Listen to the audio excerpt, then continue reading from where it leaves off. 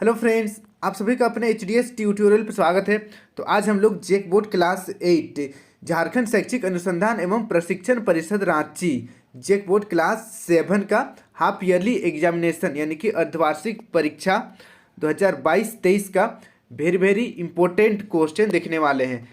Class 1 से class 7 तक जितने भी गवर्नमेंट स्कूल हैं वहाँ पर हाफ ईयरली एग्जामिनेशन होने वाला है 16 जनवरी से। ठीक है, तो यहाँ पर मैं आप लोगों को वेरी इंपॉर्टेंट क्वेश्चन बताने वाला हूँ। एग्जैक्ट यही आएगा ऐसा नहीं है, इसमें से कुछ क्वेश्चन रह सकता है। मेरे अनुसार जो भी मुझे बहुत ही इंपॉर्टेंट क्वेश्चन लगा वो मैं आप लोगों को इस वीडियो में बताने वाला हूँ। तो चलिए वीडियो को शुरू करते हैं। वैसे सभी सब्जेक्ट का आप लोगों का एग्ज़ाम होगा, लेकिन इस वीडियो में बेसिकली हम लोग 3 सब्जेक्ट का देखने वाले हैं, हिंदी, इंग्लिश और गणित का। और दूसरा जो वीडियो अपलोड करूँगा उसमें विज्ञान, सामाजिक विज्ञान और संस्कृत का मैं अपलोड कर दूंगा। तो चलिए हम लोग हिंदी सब्जेक्ट की ओर बढ़ते हैं। देखिए हिंदी, प्रश्न 1 एवं 2 के सही उत्तर चुनकर लिखिए। पहला नंबर क्वेश्चन है तद्भव शब्द चुनिए। तद्भव शब्द चुनना है। तो देखिए पहला ऑप्शन है तृण, दूसरा ऑप्शन है सपना, तीसरा हस्त, चौथा गृह। तो इसमें हमारा तद्भव शब्द है ऑप्शन नंबर बी सपना। ओके, ऑप्शन नंबर बी सपना तद्भव शब्द है। फिर देखिए सेकंड नंबर क्वेश्चन तत्सम शब्द चुनिए।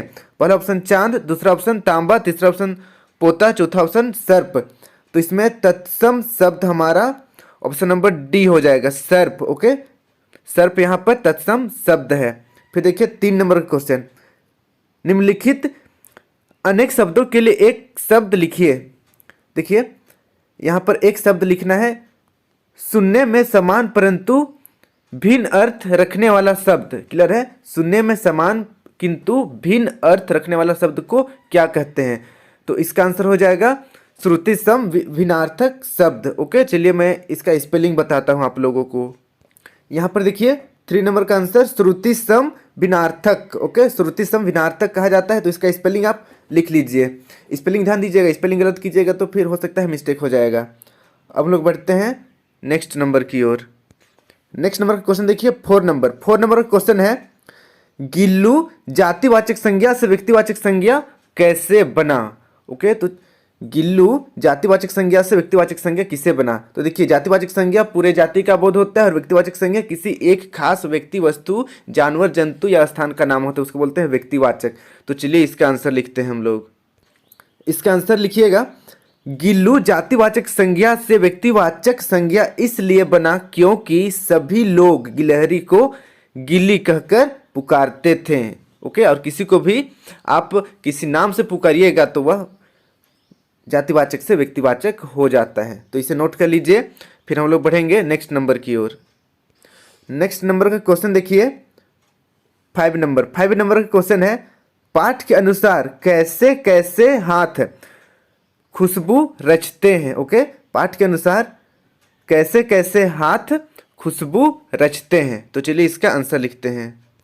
तो देखिए इसका आंसर हो जाएगा उभरी नसों वाले हाथ, घिसे नाखूनों वाले हाथ, पीपल के पत्ते से नए नए हाथ, जूही की डाल से खुशबूदार हाथ, गंदे कटे पीटे हाथ, जख्म से फटे हुए हाथ खुशबू रचते हैं। तो इसे नोट कर लीजिए।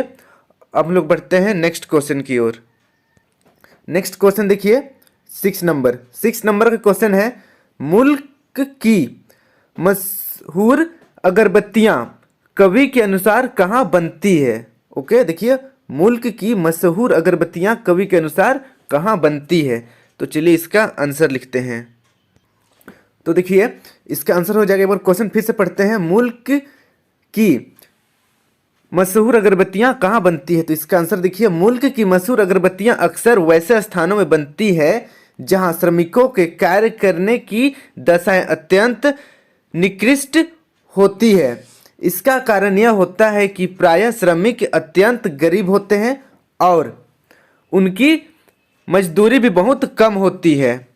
वे ऐसे गंदे बदबूदार स्थलों पर कार्य करने को विवश होते हैं। ओके, तो इसे नोट कर लीजिए। इसके बाद हम देखते हैं नेक्स्ट क्वेश्चन आंसर। अब देखिए 7 नंबर का क्वेश्चन है इनमें से किन्हीं 4 मुहावरों के अर्थ लिखकर वाक्य बनाएं। तो देखिए कोई भी 4 लिखना है, उसका वाक्य बनाना है। पहला देखेंगे हम लोग ला टपकना, दूसरा आंख खुलना, तीसरा 9 2 11 होना और चौथा देखेंगे दिमाग खाना। ये मन में ठानना, ये यहाँ पर 5वां है, इसको नहीं बनाएंगे क्योंकि यहाँ पर बोला गया है सिर्फ 4 ही बनाना है। तो चलिए हम लोग इसका आंसर देखते हैं। देखिए 7 नंबर का आंसर सबसे पहला है लार टपकना। लार टपकना का मतलब होता है, देखिए कोई चीज देखकर या सुनकर उसे पाने के लिए ललायित होना, जिसको ललचाना कहते हैं। लार टपकना, ललायित होना। तो इसका सेंटेंस यहाँ पर वाक्य बनाया हुआ है, इसे भी आपको लिखना पड़ेगा। सामने जलेबी देखकर राजू का लार टपकने लगा। ओके, अब चलिए देखिए नीचे आंख खुलना। तो आंख खुलना का अर्थ होता है वास्तविकता से अवगत होना या फिर जागना। क्लियर है, जागना मतलब भी हो सकता है या फिर वास्तविकता से अवगत होना। तो इसका हम लोग एक वाक्य देखते हैं। नीचे देखिए, परीक्षा में असफल होने के बाद मेरी आंखें खुल गई। ओके, तो इसे नोट कर लीजिए। फिर देखिए नीचे 9 2 11 होना, ये तो आपको पता ही होगा, बहुत ही कॉमन सा मुहावरा है। इसका अर्थ होता है भाग जाना। तो देखिए इसका वाक्य है, पुलिस को देखकर चोर 9 2 11 हो गया। इसे भी नोट कर लीजिए। फिर देखिए नेक्स्ट, दिमाग खाना। क्लियर है, दिमाग खाना। तो इसका अर्थ हो जाएगा बेकार में बातें करके तंग करना। लोग कहते हैं ना दिमाग मत खाओ, यहाँ से चले जाओ। जो लोग परेशान करता है उसको अक्सर ऐसे कहा जाता है। तो देखिए इसका एक वाक्य यहाँ पर मैंने लिख रखा है, उसने मेरा दिमाग खा दिया। समझ में आ रहा है ना, उसने मेरा दिमाग खा दिया, मतलब मेरा दिमाग ओरिजिनल वाला दिमाग नहीं खाया है, बस मुझे मेरे से बात करके बेकार बेकार बात करके मुझे पका दिया है। तो चलिए इसे नोट कर लीजिए। अब हम लोग बढ़ते हैं नेक्स्ट क्वेश्चन की ओर। नेक्स्ट देखिए 8 नंबर का क्वेश्चन है, अर्थ बताएं। दुनिया की सारी गंदगी के बीच दुनिया की सारी खुशबू रचते हाथ। तो देखिए इसका अर्थ क्या है। तो चलिए इसका अर्थ लिखते हैं हम लोग। तो देखिए दुनिया की सारी गंदगी के बीच दुनिया की सारी खुशबू रचते हाथ। तो चलिए इसका हम लोग अर्थ देखते हैं। इसका उत्तर लिखिएगा। प्रस्तुत पंक्तियों के माध्यम से कवि कहना चाहता है कि दुनिया की सारी खुशबू बिखरने वाली अगरबत्तियों को बनाने वाले श्रमिकों के कार्य करने की दशा अत्यंत दयनीय होती है। वे तंग बस्तियों में, गंदे मोहल्लों में, बदबूदार टोले के अंदर दुनिया के लिए सुगंधित अगरबत्तियां बनाते हैं। यहाँ पर हर्षु लगेगा। ओके, सुगंधित अगरबत्तियां बनाती है। सा में हर्षु, ग अनुस्वर, ध में हर्ष ई, त, सुगंधित। तो चलिए अब हम लोग बढ़ते हैं नेक्स्ट क्वेश्चन आंसर की ओर। नेक्स्ट देखिए 9 नंबर का क्वेश्चन है, स्वच्छता के महत्व पर एक अनुच्छेद लिखिए। तो देखिए कम से कम 100 शब्द में लिखना है और 5 नंबर का है, मतलब थोड़ा ज़्यादा ही लिखना पड़ेगा। ओके ना, 5 नंबर का है तो थोड़ा ज़्यादा ही लिखना पड़ेगा, कम से कम 100 शब्द। तो चलिए इसका आंसर लिखते हैं हम लोग। तो चलिए देखिए, स्वच्छता के महत्व पर एक अनुच्छेद लिखें। उत्तर, स्वच्छता 1000 नियमित है। क्लियर है, स्वच्छता 1000 नियमित है। यदि हम स्वच्छता अपनाते हैं तो हम, हमारा परिवार और परिवेश स्वच्छ रहेगा। स्वच्छ वातावरण में ही स्वस्थ मन, मस्तिष्क, शरीर और समाज का विकास होता है। स्वच्छता के अभाव में हम विभिन्न प्रकार की बीमारियों के आगोश में आ जाते हैं एवं असमय काल कलवित हो जाते हैं। क्लियर है, काल कलवित मतलब बीमार हो जाते हैं। उसके बाद हम लोग थोड़ा 5 नंबर का है और 100 वर्ड में लिखना है, थोड़ा और लिखते हैं इसके बारे में। आगे लिखिएगा, मनुष्य स्वस्थ तब कहलाता है जब उसे कोई शारीरिक दुख या रोग नहीं रहता। जब मनुष्य की वृद्धि ठीक रहती है और उसे काफी बल और साहस रहता है तब वह स्वस्थ कहलाता है। स्वास्थ्य जीवन की सबसे महत्वपूर्ण वस्तु है। यह सबसे बहुमूल्य खजाने से भी अधिक कीमती है। ये ऐसा इसलिए है क्योंकि स्वास्थ्य के बिना जीवन बोझ हो जाता है। किसी व्यक्ति को काफी धन रहने के लिए महल के समान गृह सेवा करने के लिए बहुत से नौकर और सबसे सुंदर भोजन और वस्त्र प्राप्त हो सकते हैं, परंतु अगर उसका स्वास्थ्य अच्छा नहीं है तो उन चीज़ों से उसे शायद ही आनंद मिलेगा। अस्वस्थ व्यक्ति के लिए जीवन में कोई आनंद नहीं है, वह बराबर उदास रहता है। ओके, मतलब हमेशा उदास रहता है। प्रकृति की किसी भी वस्तु में उसके लिए कोई आनंद नहीं रहता, इसीलिए यह ठीक ही कहा गया है कि स्वास्थ्य ही धन है। ओके, तो इतना लंबा आपको लिखना पड़ेगा। 5 नंबर का है तो थोड़ा सा लिखिए, ज़्यादा से ज़्यादा 5 मिनट ज़्यादा टाइम लगेगा। अब देखिए 10 नंबर का क्वेश्चन है, अपने मुखिया या वार्ड पार्षद के नाम पर एक चिट्ठी लिखिए जिसमें विद्यालय में बाल संसद के गठन की चर्चा हो। और देखिए यहाँ भी लगभग 100 शब्द में लिखना है और इसका भी 5 नंबर मिलेगा। तो चलिए हम लोग इसका आंसर लिखते हैं। तो देखिए आपको इस तरीके से लिखना है, सेवा में, ओके, सेवा में मुखिया ग्राम पंचायत, मैं सिमडेगा से लिख रहा हूँ तो आपको अपना एड्रेस दे देना है कि आप जिस जगह से लिख रहे हैं। उसके बाद डेट डालना है कि देखिए जैसे कि आज 3 फरवरी 2021 है। फिर महाशय, नम्रता पूर्वक मैं HDS ट्यूटोरियल, मतलब यहाँ पर आपको अपना नाम लिखना है। ओके, ध्यान दीजिए, HDS ट्यूटोरियल जहाँ पर मैंने लिखा है यहाँ पर आपको अपना नाम लिखना है। आपको यह बताना चाहता हूँ कि मैं आपके पंचायत में स्थित सरस्वती शिशु विद्या मंदिर सलडेगा स्कूल का छात्र हूँ। तो यहाँ पर देखिए, यहाँ पर भी जैसे कि मैंने लिखा है सरस्वती शिशु विद्या मंदिर सलडेगा, इसके जगह पर आपको अपने विद्यालय का नाम लिखना है। ओके, फिर आगे देखिए, हम सभी विद्यार्थियों ने अपने शिक्षकों की सहायता से अपने विद्यालय में बाल संसद का गठन किया है। बाल संसद विद्यालय में आयोजित होने वाले कार्यक्रमों का नेतृत्व करता है। ओके, तो इसे लिख लीजिए। फिर नीचे आपको लिखना पड़ेगा, धन्यवाद आपका विश्वासी। फिर HDS ट्यूटोरियल, आपको यहाँ पर अपना नाम लिखना पड़ेगा, फिर अपना स्कूल का नाम लिखना पड़ेगा, क्योंकि आप स्कूल के तरफ से लिख रहे हो ना, स्कूल के तरफ से आप मुखिया के पास लेटर लिख रहे हो, इसलिए आपको यहाँ पर अपना एड्रेस ना देकर आपका स्कूल का एड्रेस देना पड़ेगा। ओके, तो इसे नोट कर लीजिए और कहीं पर दिक्कत हुई तो मुझे कमेंट कर दीजिएगा, और आप चाहे तो आप अपने से भी लिख सकते हैं, कोई दिक्कत नहीं है। अब हम लोग बढ़ते हैं नेक्स्ट नंबर की ओर। इस तरीके से हिंदी का तो कंप्लीट हो चुका है।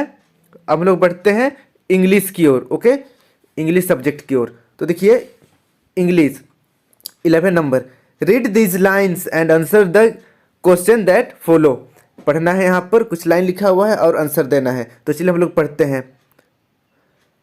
Alone she cuts the binds the grain and sing a melancholy strain. Oh, listen, for a well profound is overflowing with the sound. Okay, with the sound. तो यहाँ पर लाइन है, इसका हम लोग क्वेश्चन देखते हैं। देखिए, What does well profound mean? तो देखिए well profound मीन्स क्या होता है। तो यहाँ पे देखिए well मीन्स हो जाता है आपका वैली। ओके, तो इसीलिए मुझे लग रहा है कि इसका आंसर वैली होगा, लेकिन यहाँ पर ध्यान दीजिए मैं कंफर्म नहीं हूँ इसके आंसर को लेकर। ओके, लेकिन अगर मैं आपके जगह पे रहता तो वैली ही लिखता, इसलिए आप वैली सही कर सकते हैं। अब हम लोग बढ़ते हैं नेक्स्ट नंबर की ओर। नेक्स्ट नंबर देखिए, second number, what is overflowing, क्या चीज ओवरफ्लोइंग हो रहा है। तो देखिए पहला ऑप्शन है सॉन्ग, दूसरा ग्रेन, तीसरा ब्रिस्टल और चौथा है लाफर। तो लाफ्टर, तो यहाँ पर सही आंसर हो जाएगा ऑप्शन नंबर पहला। ओके, सॉन्ग, यहाँ पर सॉन्ग ओवरफ्लोइंग हो रहा है। फिर देखिए third number, rhyming word of strain is. तो देखिए यहाँ पर स्ट्रेन का रैमिंग वर्ड क्या है। पहला ऑप्शन है साउंड, दूसरा प्रोफाउंड, तीसरा ग्रेन, चौथा मेलांचली। तो यहाँ पर देखिए ग्रेन जैसे स्ट्रेन जैसे क्या सुना रहा है आपको, साउंड में ग्रेन सुना रहा है, तो इसीलिए इसका सही आंसर हो जाएगा ऑप्शन नंबर सी, ग्रेन।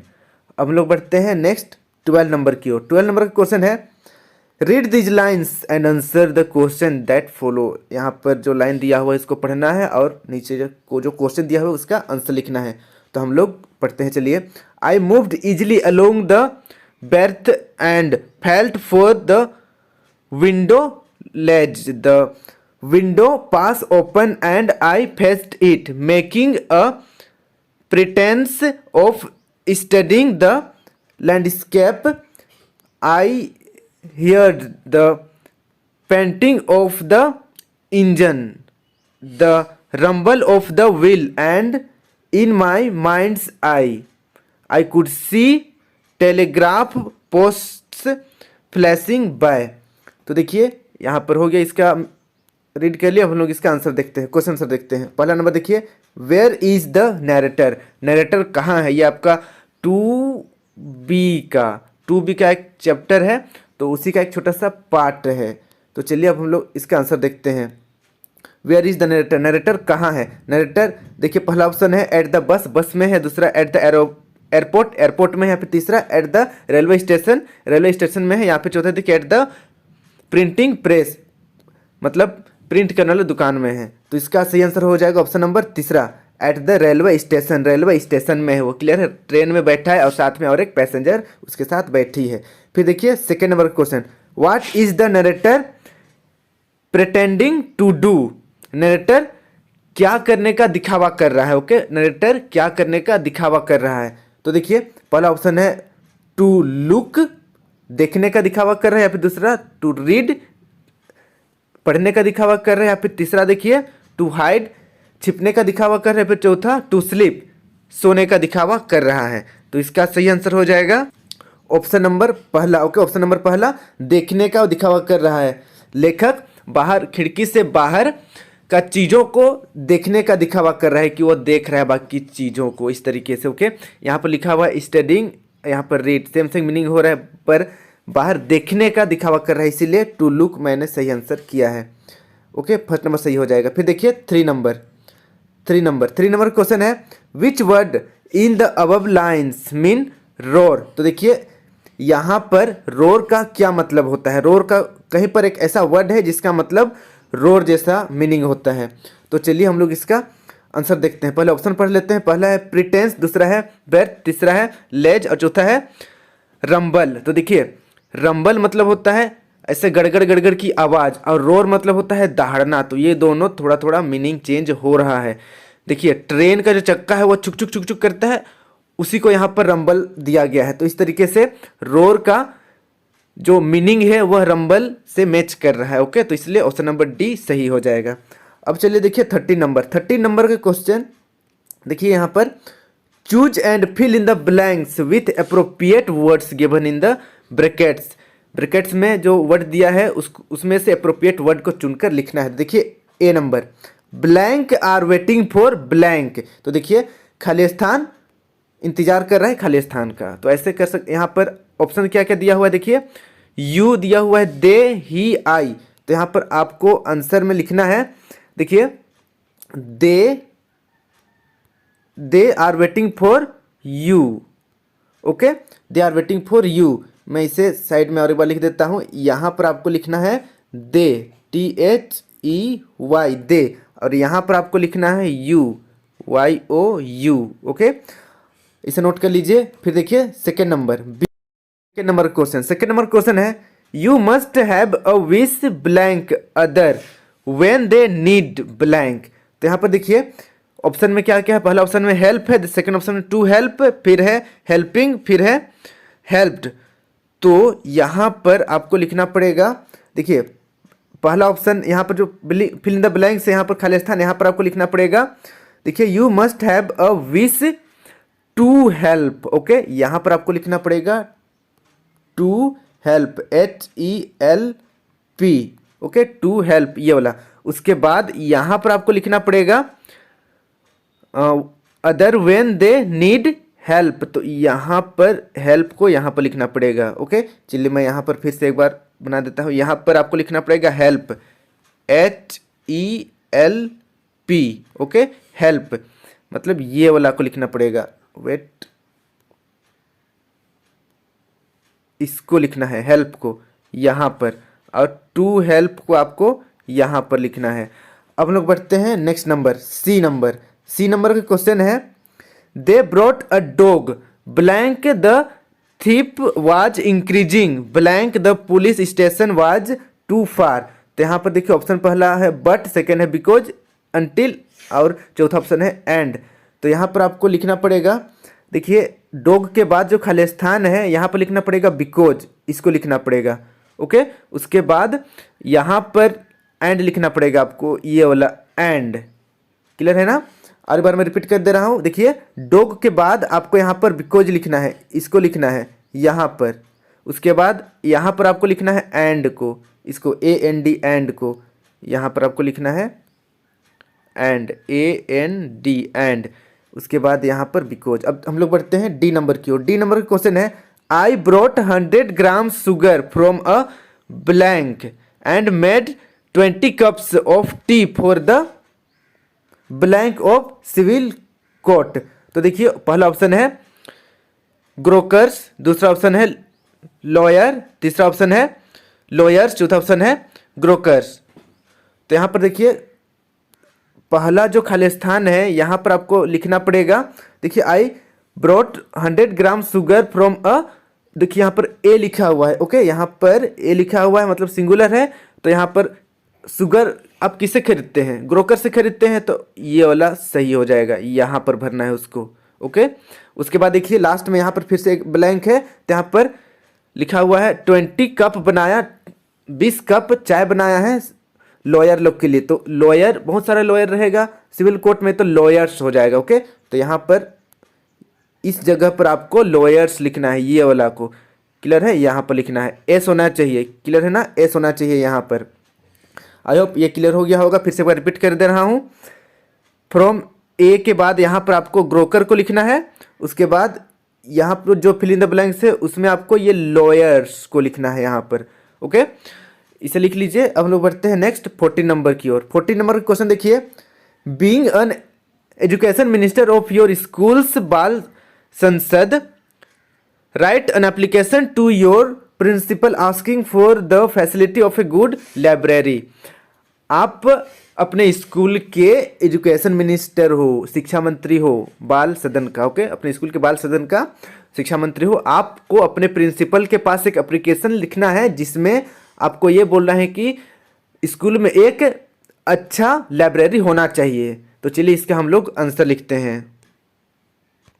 तो देखिए एप्लीकेशन इस तरीके से लिखना है आपको। यहाँ पर सबसे पहले टू देना है, टू द प्रिंसिपल। फिर यहाँ पर HDS ट्यूटोरियल यूट्यूब चैनल, मैंने HDS ट्यूटोरियल यूट्यूब चैनल लिखा है। आपको यहाँ पर अपना स्कूल का नाम लिखना है। ओके, ध्यान से सुनिए और एक बार, यहाँ पर आपको अपना स्कूल का नाम लिखना है।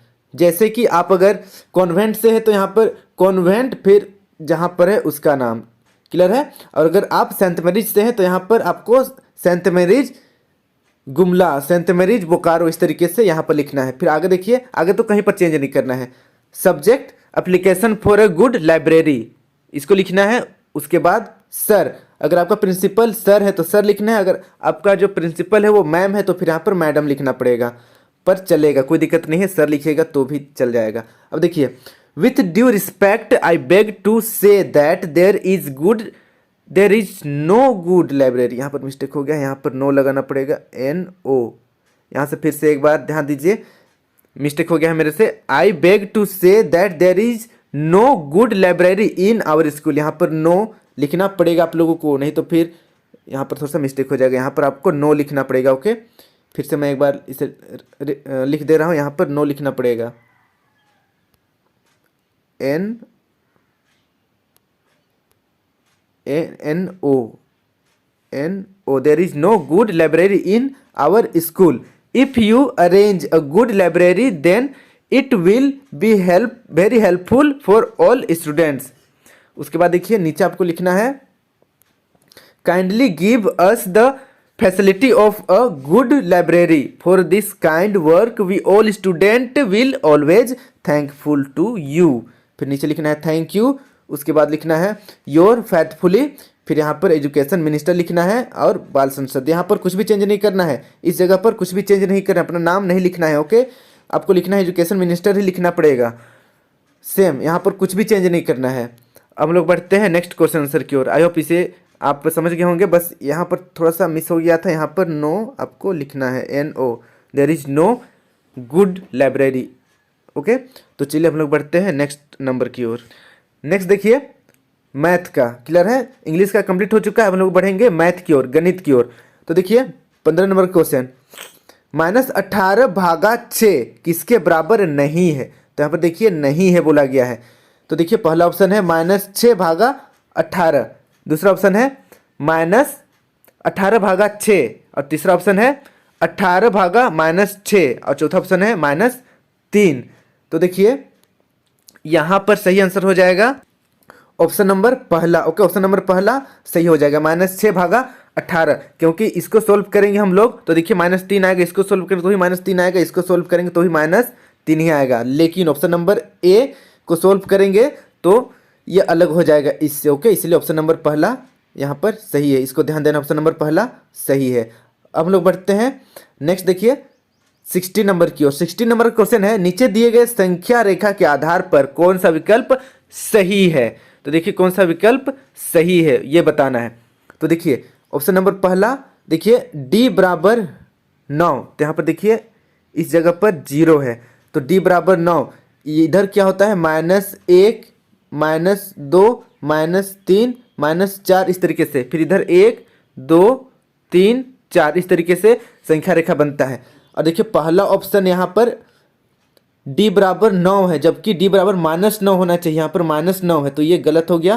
फिर दूसरा ऑप्शन देखिए b बराबर -7, b बराबर देखिए -7, यहाँ पर b है और -7 है, देखिए 1 2 3 4 5 6 7, तो यहाँ पर -7, तो इस तरीके से ऑप्शन नंबर दूसरा सही हो जाएगा। ओके, और जैसे देखिए ऑप्शन नंबर तीसरा गलत है, ऑप्शन नंबर चौथा भी गलत है, ऑप्शन नंबर बी सही है, इसे नोट कर लीजिए।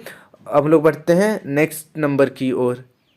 नेक्स्ट नंबर देखिए 17 नंबर। 17 नंबर क्वेश्चन है, पूर्णांक किसके अंतर्गत संवृत्त नहीं है। पूर्णांक किसके अंतर्गत संवृत्त नहीं है। तो देखिए पहला ऑप्शन है भाग, दूसरा गुना, तीसरा जोड़, चौथा घटाव।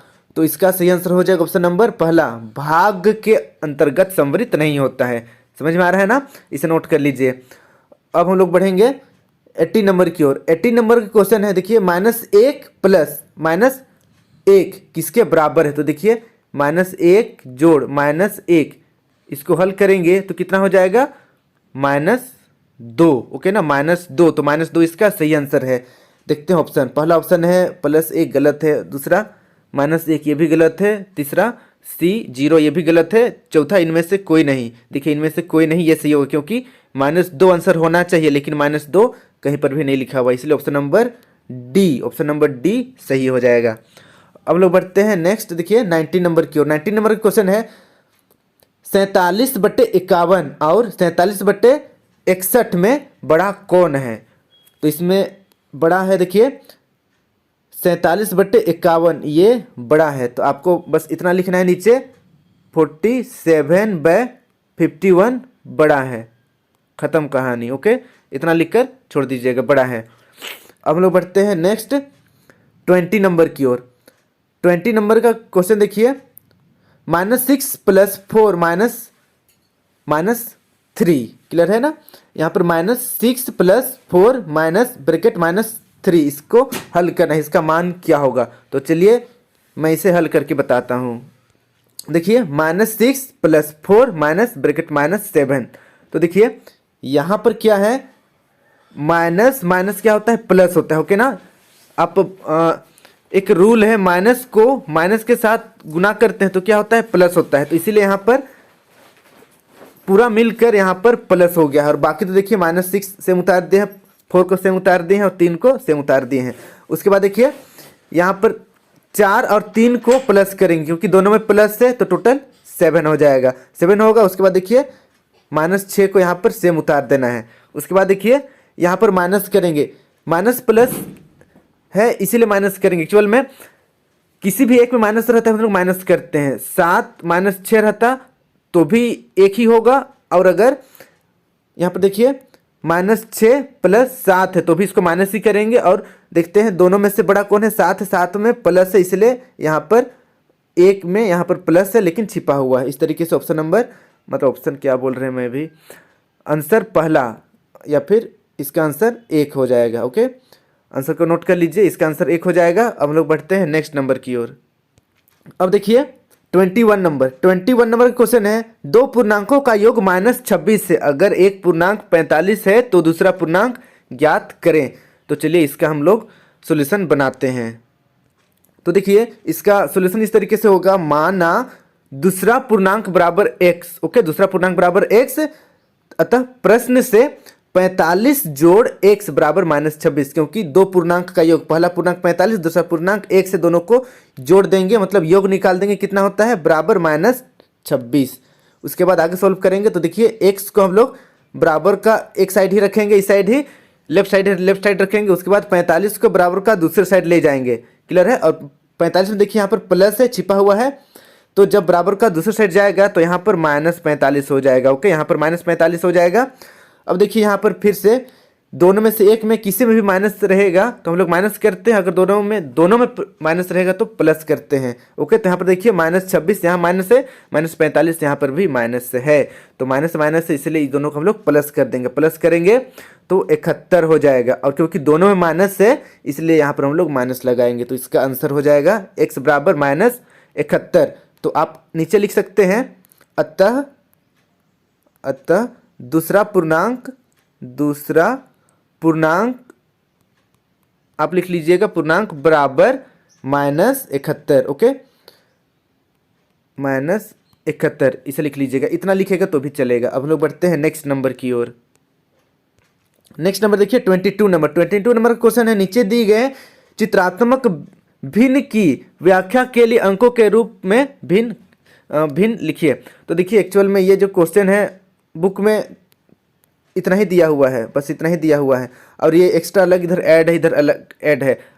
शायद क्वेश्चन गलत है मुझे लग रहा है, पर नॉट कंफर्म, शायद में लग रहा है मुझे कि ये हो सकता है थोड़ा सा कहीं पर, या फिर मैं नहीं जान रहा हूँ इसे बनाने, तो इसे छोड़ दीजिए, या फिर आप जानते हैं तो बना लीजिए, कोई दिक्कत नहीं है। वैसे भी एक नहीं बनाइएगा तो कोई दिक्कत नहीं है, 2 मार्क्स का है, कोई दिक्कत नहीं है, आप कोशिश कर लीजिएगा, इसे मैं छोड़ दे रहा हूँ। अब नीचे देखिए 23 नंबर, हल कीजिए। यहाँ पर दो पूर्णांक 1/5 जोड़ 1/11 भागा दो पूर्णांक 1/5 भागा 1/11, इसको हम लोग हल करते हैं। देखिए 5 नंबर का है, अब हम लोग इसका हल की ओर बढ़ते हैं। तो देखिए यहाँ पर क्वेश्चन है हमारा, दो पूर्णांक 1/5 जोड़ 1/11 भागा दो पूर्णांक 1/5 भागा 1/11। तो सबसे पहले यहाँ पर हम लोग इसको सोल्व करेंगे, जो पूर्णांक में है उसको, यहाँ पर देखिए 2 को 5 के साथ गुना करेंगे और 1 जोड़ देंगे। तो चलिए इसको हम लोग सोल्व करते हैं। देखिए वेट, अब ठीक है, यहाँ पर देखिए 5 दूना 10 और 11, तो यहाँ पर 11/5 हो जाएगा। उसके बाद इसको सेम यहाँ पर उतार देंगे, फिर भागा है यहाँ पर बीच में तो भागा लगा देंगे। उसके बाद 5 दूनी 10 और 11, तो 11/5 यहाँ पर हो जाएगा, फिर भागा है यहाँ पर भागा हो जाएगा, फिर 1/11 इसे नोट कर लीजिए। फिर नीचे देखिए अगला स्टेप में हम लोग ऊपर का भिन्न का जोड़ है तो भिन्न का जोड़ करेंगे, और नीचे यहाँ पर देखिए भिन्न का भाग है तो भिन्न का भाग करेंगे, और बीच में यहाँ पर बटा है तो बटा भी हम लोग लगाएंगे। यहाँ पर सबसे पहले बटा लगा दिए। उसके बाद देखिए भिन्न का जोड़ में क्या करते हैं, 5 और 11 का एलसीएम निकालेंगे, तो एलसीएम यहाँ पर 55 होगा, लिख दिया 55। उसके बाद देखिए 5 का पढ़ा बोलेंगे क्या बार में 55 आएगा, 11 बार में 55 आएगा, तो 11 को ऊपर वाले 11 के साथ गुना, ठीक है, 11 गुना 11, फिर यहाँ पर प्लस, क्योंकि यहाँ पर प्लस है, फिर यहाँ पर 11 है, 11 का पढ़ा बोलेंगे तो 5 बार में 55 आएगा, इसलिए 5 को 1 से गुना कर देंगे। उसके बाद नीचे यहाँ पर देखिए भागा है, तो यहाँ पर 11/5 सेम लिखेंगे, और यहाँ पर जो भाग है उसको गुना में बदल देंगे, और जब भाग को गुना में बदलते हैं तो यहाँ पर देखिए अगला वाला अंश का हर का अंश बन जाता है, उल्टा हो जाता है, 1/11 है तो 11/1 हो जाएगा। उसके बाद नीचे अगला स्टेप में हम लोग देखेंगे, इसको सोल्व करेंगे, तो देखिए हमारे पास आ जाएगा 21 + 5, 11 गुना करेंगे तो 21 हो जाएगा, और 5 का 5। उसके बाद देखिए नीचे 55 है, 55 लिखा हुआ है, फिर यहाँ पर देखिए भागा है तो भागा, उसके बाद 11 को 11 के साथ गुना करेंगे तो 121 होगा, और 5 को 1 के साथ गुना करेंगे तो 5 हो जाएगा। उसके बाद यहाँ पर देखिए 21 को 5 के साथ जोड़ेंगे तो 126 हो जाएगा, 121 को 5 के साथ जोड़ेंगे तो 126 हो जाएगा। फिर नीचे 55 है, देखिए यहाँ पर 55, फिर भाग है, बटा मतलब भाग होता है, तो बटा को हम भाग में बदल दिए हैं, ओके, बस चेंज कर दिए हैं, भागा और बटा में कोई अंतर नहीं है, तो यहाँ पर मैंने उसे भाग लिख दिया। उसके बाद देखिए 21/5 21/5, फिर उसके बाद यहाँ पर भाग को फिर से गुना में बदलेंगे तो ये वाला पलट जाएगा, 21 ऊपर है तो नीचे आ जाएगा और 5 नीचे है तो ऊपर हो जाएगा। उसके बाद यहाँ पर 5 का 5 पर और 11 मतलब 5 का 5 11 आकर ये कट जाएगा। उसके बाद देखिए ऊपर 126 और 1 गुना हो जाएगा और नीचे 11 और 121 121 को गुना करेंगे। तो इस तरीके से गुना करने के बाद हमारे पास आएगा 126 बट्टे 1131। तो ये हो गया हमारा आंसर, इसे नोट कर लीजिए। फिर हम देखते हैं अब नेक्स्ट क्वेश्चन देखिए 24 नंबर क्वेश्चन है, एक हवाई जहाज समुद्र तल से 1900 मीटर ऊपर उड़ रहा है। मान के चलिए समुद्र तल है, यहाँ से ऊपर एक हवाई जहाज उड़ रहा है जो 1900 मीटर ऊंचा है। उसके बाद देखिए ठीक उसी समय एक पनडुब्बी समुद्र तल से नीचे, ये समुद्र तल है तो उससे नीचे एक पनडुब्बी है जो लगभग देखिए 600 मीटर नीचे है। हवाई जहाज और पनडुब्बी के बीच का अंतर ज्ञात करें। तो देखिए हवाई जहाज और पनडुब्बी के बीच में कितना अंतर है, कितना दूरी है, उसे ज्ञात करना है। तो चलिए इसका हम लोग आंसर बनाते हैं, सॉल्यूशन करते हैं। तो देखिए इसका आंसर कुछ इस तरीके से है। देखिए इसको पूरा लिखना पड़ेगा, ये 5 नंबर का क्वेश्चन है, 5 नंबर का है, 5 नंबर मिलेगा, पूरा बनाइएगा। देखिए समुद्र तल से हवाई जहाज की दूरी 1900 मीटर, फिर देखिए समुद्र तल से पनडुब्बी की स्थिति 600 मीटर। ओके, चूंकि यहाँ पर बिंदु लगेगा, चूंकि पनडुब्बी समुद्र तल से नीचे है अतः दूरी ऋणात्मक होगा, अतः पनडुब्बी की स्थिति -600 मीटर। ओके, यहाँ पर ध्यान देना है, माइनस है यहाँ पर, -600 मीटर।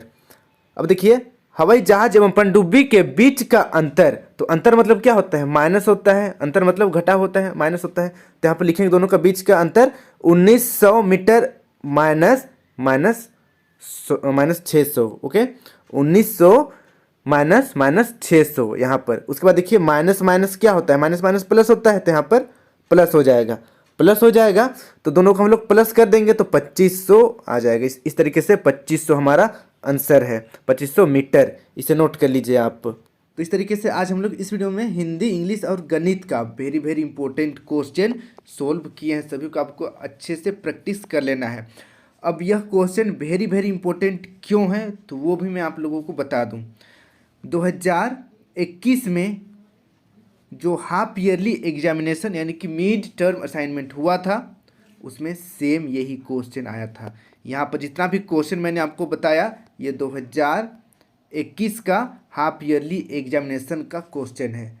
तो इस बार भी यह इम्पोर्टेंट है, सभी क्वेश्चन को आप अच्छी तरीके से याद कर लीजिएगा। इसमें से अगर कुछ क्वेश्चन ना भी आए तो इसी प्रकार का क्वेश्चन आएगा। तो अच्छा है, आप अच्छी तरीके से अभी से ही आपको एक आइडिया लग जाएगा कि किस तरीके से क्वेश्चन आने वाला है, ठीक है। तो इसलिए मैंने इसे वेरी इंपॉर्टेंट क्वेश्चन कहा है। तो इसे आप याद कर लीजिए और वीडियो अच्छी लगी तो वीडियो को लाइक करके चैनल को सब्सक्राइब जरूर कर लीजिएगा और बेल आइकन ऑल पर क्लिक कीजिएगा ताकि इस तरीके का वीडियो मैं जब भी अपलोड करूं आप तक नोटिफिकेशन पहुंच जाए। और इस वीडियो को अपने सभी दोस्तों के साथ, क्लासमेट के साथ जरूर शेयर करें ताकि उनको भी इस वीडियो का लाभ हो सके। Thank you for watching video, have a good day.